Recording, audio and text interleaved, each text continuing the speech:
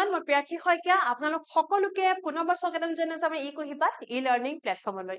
আজি এটা important class লৈ আহিছো ৰাষ্ট্ৰীয় বিজ্ঞান পুৰস্কাৰ অথবা নেশ্যনেল সায়েন্স এৱাৰ্ডছৰ ওপৰত। ৰাষ্ট্ৰীয় বিজ্ঞান পুৰস্কাৰক এই যোনসকলে এৱাৰ্ডছ পাইছে, যোনটো এৱাৰ্ডছৰ লিষ্ট হয়, কোনে কোনটো কেটেগৰীত পাইছে, বহুত কুৱেশ্যন আহে বা কোনে অৰ্গেনাইজ কৰে এক্সেট্ৰা, বহুতখিনি কুৱেশ্যনছ আহে এই টপিকটোৰ পৰা। সেইকাৰণে আজি আমি অলপ বিতংকে ডিছকাছ কৰিম about ৰাষ্ট্ৰীয় বিজ্ঞান এৱাৰ্ডছ। নাও বহুত ষ্টুডেণ্টে মোক মেছেজো কৰে, পাৰ্চনেলি কমেণ্টছো কৰে যে ক্লাছৰ PDF ক'ত পাম। আচলতে মই এই পাৰ্টিকুলাৰ শ্লাইডখন ক্লাছৰ শেষত লৈ আহোঁ, যাতে ক্লাছটো কৰাৰ পাছত মই ক'ব পাৰোঁ। বাট আজি মই আৰম্ভণিতে সেইকাৰণে লৈ আহিছোঁ। আমাৰ ক্লাছটোৰ যিকোনো ক্লাছ হয়, আমাৰ ইয়াত যিমানখিনি ক্লাছ হয়, গোটেইখিনি ক্লাছৰ আপোনালোকে PDF আৰু আপডেটছ আমাৰ অফিচিয়েল টেলিগ্ৰাম চেনেলটোত পাব। আৰু যোনখিনি মোৰ ক্লাছ হয়, যোনখিনি মই পঢ়াওঁ, সেই মোৰ ছেকশ্যনখিনি, মোৰ ক্লাছৰ PDF খিনি মোৰ পাৰ্চনেল টেলিগ্ৰাম চেনেলটোত পাই যাব। চ' স্কেন কৰি জইন কৰি ল'ব। ইয়াতে গোটেইখিনি ক্লাছৰ PDF পাব ইয়াতে। অ'কে, মোৰখিনি ইয়াত পাব, যোনখিনি ক্লাছ মই কৰোঁ। নাও ৰাষ্ট্ৰীয় বিজ্ঞান পুৰস্কাৰ আমাৰ ভাৰতৰ হায়েষ্ট এৱাৰ্ড হয় in the field of science technology and innovation. নাও এনেকে ক'ব পৰা যায় যে সায়েন্স টেকনলজি আৰু ইনোভেশ্যনৰ ক্ষেত্ৰত ৰাষ্ট্ৰীয় বিজ্ঞান পুৰস্কাৰ equals to Padma awards. Equals to Padma awards. যেনেকে চিভিলিয়ানৰ ক্ষেত্ৰত পদ্মা এৱাৰ্ডছ বহুত হাই লেভেল এৱাৰ্ডছ হয় না, পদ্মা এৱাৰ্ড পোৱাটো বহুত ডাঙৰ কথা। ঠিক তেনেদৰে সায়েন্স টেকনলজি আৰু ইনোভেশ্যনৰ ক্ষেত্ৰত সেই এৱাৰ্ডটো হৈছে ৰাষ্ট্ৰীয় বিজ্ঞান পুৰস্কাৰ। নাও ৰাষ্ট্ৰীয় বিজ্ঞান পুৰস্কাৰ এই যোনখিনি এৱাৰ্ডছ আছে, এৱাৰ্ডছখিনি আৰম্ভ হৈছে যোৱা বছৰৰ পৰা, 2024ৰ পৰাহে আৰম্ভ হৈছে। তাৰ আগতে বেলেগ এৱাৰ্ডছ আছিলে, কিন্তু যোৱা বছৰৰ পৰা 2024ৰ পৰা আৰম্ভ হৈছে। গভৰ্ণমেণ্ট অফ ইণ্ডিয়াই এই এৱাৰ্ডছখিনি, এৱাৰ্ড চেৰিমনি আৰু কোনে কি পাব, কোনে কোনটো কেটেগৰীত পাব, সেইখিনি ডিচাইড কৰে। অ'কে, চ' ইয়াত বেলেগ বেলেগ চাইণ্টিষ্ট, ইনোভেটৰ্ছ আৰু টেকনলজিষ্টে এৱাৰ্ড পায়।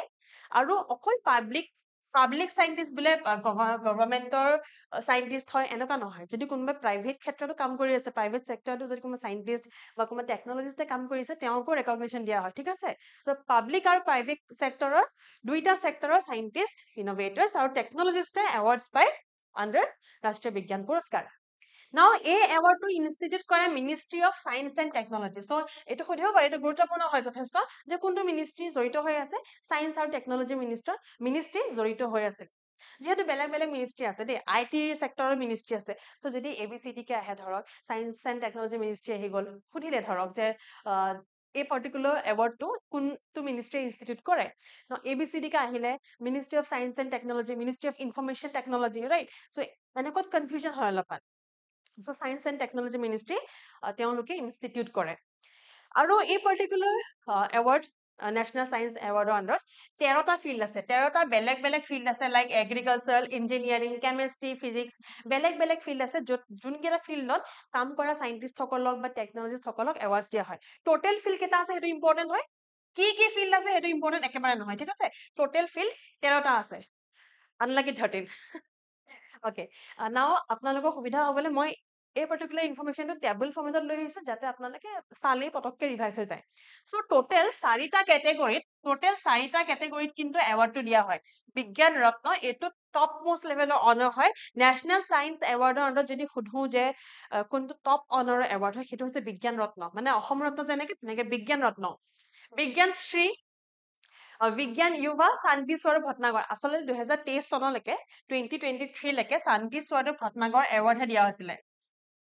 শান্তি স্বৰূপ ভট্টাগৰ এৱাৰ্ড 2023লৈকে দিয়া হৈছিলে। পাছলে 2024ৰ পৰা নেশ্যনেল সায়েন্স এৱাৰ্ড বা ৰাষ্ট্ৰীয় বিজ্ঞান পুৰস্কাৰৰ আণ্ডাৰত এই শান্তি স্বৰূপ ভট্টাগৰ এৱাৰ্ডটো মাৰ্জ কৰি দিয়া হ'ল। চ' বিজ্ঞান युवाক, युवाক দিয়া হয়, যোনসকল যুৱক হয়, যুৱ প্ৰজন্ম হয়। দেন বিজ্ঞান টিম। চ' বিজ্ঞান ৰত্নটো লাইফ টাইম এচিভমেণ্ট হয়। যোনে science and technology, science and ইনোভেশ্যনৰ ক্ষেত্ৰত লাইফ টাইম কণ্ট্ৰিবিউট কৰিছে, তেওঁলোকক দিয়া হয়। বিজ্ঞানশ্ৰীটো ডিষ্টিংগুইছড এটা ছাৰ্ভিচ হয়, যোনসকল লোকে আউটষ্টেণ্ডিং কাম কৰিছে in the field of science and technology for the particular 13 sectors. সেই 13টা ছেক্টৰৰ ভিতৰত তেওঁলোকৰ বা ফিল্ড বা স্কোপটো থাকিব লাগিব। দেন বিজ্ঞান युवा, বিজ্ঞান युवा মানে যুৱক হয় না, ইউথ। চ' তেওঁলোকৰ এজ হ'ব লাগিব less than 45, এইটো ইম্পৰ্টেণ্ট হয়।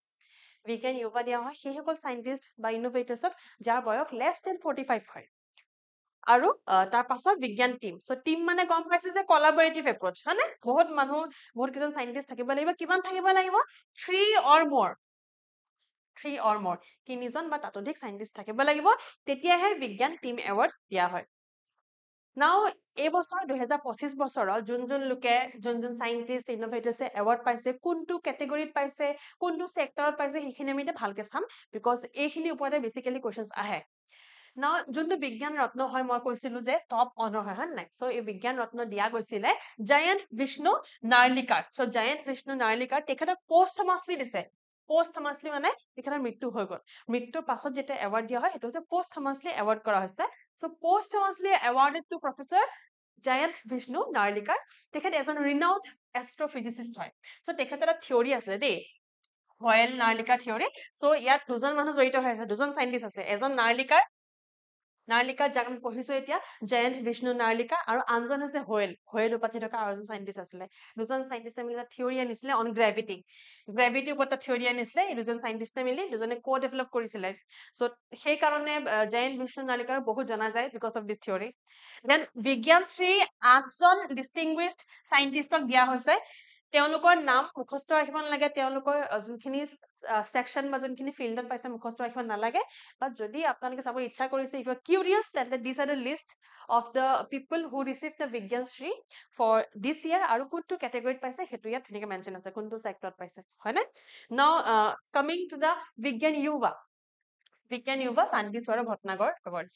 সো শান্তি স্বৰূপ ভট্টনাগৰ বিষয়ে মই কলো। শান্তি স্বৰূপ ভট্টনাগৰ তেখেত আচলতে এজন সাইন্টিষ্ট আছিলে, বহুত এজন ডাঙৰ এজন গুৰুত্বপূৰ্ণ সাইন্টিষ্ট আছিলে শান্তি স্বৰূপ ভট্টনাগৰ। সো তেখেতৰ নামতে এৱাৰ্ডছ খিনি দিছিলে 2023 লৈকে। এই বছৰ 2025ত 14জন ইয়ং সাইন্টিষ্টক বিজ্ঞান ইউভা এৱাৰ্ডছ দিয়া হৈছে, আৰু কিমান এজৰ হ'ব লাগিব? 45 বা 45তকৈ কম বয়স হ'ব লাগিব। দেন বিজ্ঞান টিম এৱাৰ্ড, এইটো ইম্পৰ্টেণ্ট হয়। বিজ্ঞান টিম এৱাৰ্ড এবাৰ CSIR এৰোমা মিছন টিমক দিয়া হৈছে। সো CSIR যোনটো এৰোমা মিছন টিম, তেওঁলোকক দিয়া হৈছে for the field of agricultural চাইন্সৰ ক্ষেত্ৰত দিয়া হৈছে। CSIR এটা পাৰ্টিকুলাৰ টিম আছে, এৰোমা মিছন টিম। এৰোমা মানে কি হয় বাৰু? এৰোমা মানে হৈছে সুগন্ধি, ধুনীয়া যে গোন্ধাই, সুগন্ধি এৰোমা। সো CSIR যোনটো এৰোমা মিছন টিম আছে, আমি অলপ চাওঁ দেই কি হয়।